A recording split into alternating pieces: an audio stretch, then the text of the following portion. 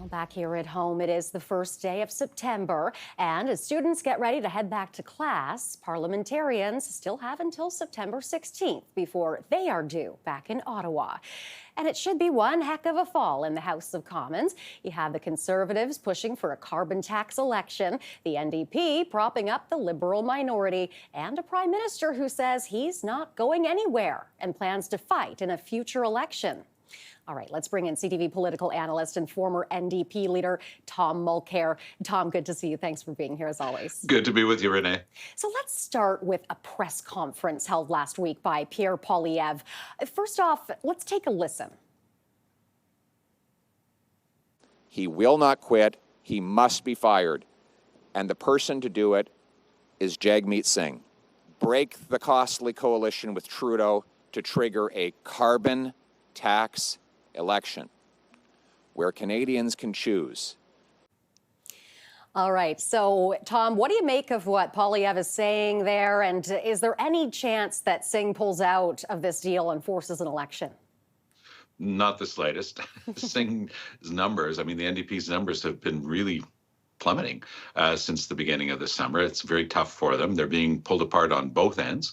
On the one hand, a lot of progressives are afraid of Poilievre and they're going over to the Liberals, people who would have normally voted NDP because of their policies. But Trudeau has adopted many of those policies, so it's going to cost the NDP on that side.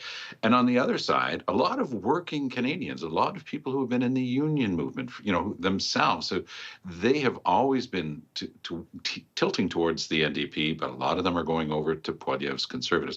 It was interesting, Renee, not that long ago, Poilievre imposed on his caucus the idea of voting in favor of anti-scab legislation. That didn't sit well with a lot of them, but you could see that there was a game plan there. Poilievre is thinking about this. He knows that there are a lot of votes for him to get there, and working people are being hit hard by inflation. They're paying very high taxes. Trudeau will always plead that he's giving them a break and he's bringing in dental care and things like that. But those workers are saying, no, we're less well off now than we were when you came to power, and we want to get rid of you. So it's a very tough road to hoe right now for Trudeau and his team. And I think that Singh, of course, is just going to hold on as long as he can. He has no interest whatsoever in going to an election anytime soon. And he does get to point to those very social programs and say, our promise had been to get more stuff for Canadians, and we've delivered on that. Now, let's talk about Trudeau. He is still hanging on. I want to show you another clip from this past week. The PM meeting a steel worker in Sault Ste. Marie, Ontario. Let's take a listen to this. The 25% tariffs we just brought in on Chinese steel is going to help you out. That's going to keep my job, yeah. What about the 40% taxes I'm paying, and I don't have a doctor? The $400 million that we invested to invest in the car means you're going to have a job for I think you're only here for another year. We won't see you around probably another year. Well, that's what elections are for. That's right. Now, Tom, that steelworker seems pretty sure that Trudeau's a lost cause. Do you see a scenario where he either quits or is replaced, or do you think he's going to be there right until the next election? Well, that dovetails nicely with what we were just saying, isn't it? I mean, that's a steel worker. He's unionized. He's the type of person who might have been in Singh's NDP camp at one point, might have looked at the Liberals, but now he's saying, I want you gone. And he points to the fact that he is paying 40% taxes and he doesn't have access to a family doctor.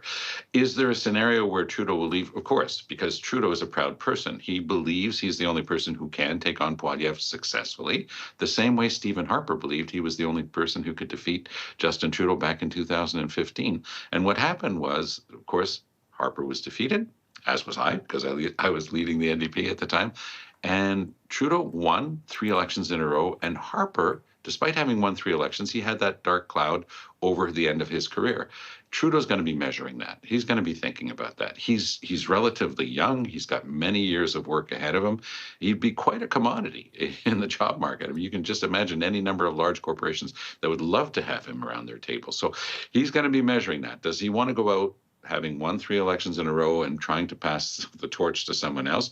Or does he want to have one last battle because he believes that Poilievre represents everything that he's against and he has a chance of defeating him?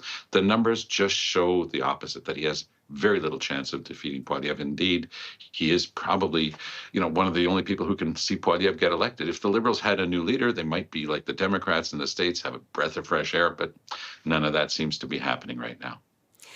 Very quickly, I just want to get your take on Transport Minister Pablo Rodriguez, who is still in cabinet. But speaking about running for the Quebec Liberal leadership, what could we see happening with him over the next few weeks? Well, the image of people leaving, or animals leaving the sinking ship come to mind. I mean, Pablo Rodriguez has already signaled strongly, and there's polling that's being done for him in Quebec. He wants to take over the Quebec Liberal Party, and good luck with that, because there would be all sorts of ambushes for him there. But the very fact that he's still around Trudeau's cabinet table, how does he come back? You just mentioned it, Renee. They come back in 2 weeks on the 16th. How does Pablo Rodriguez take questions in question period with any seriousness when he's already signaled that he's got his eye on a better job for the rest of his own career?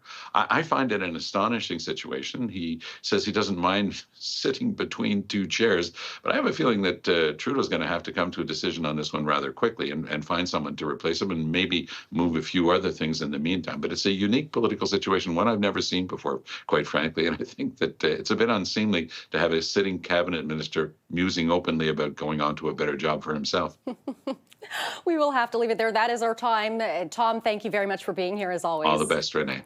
That's CTV political commentator and former NDP leader Tom Mulcair.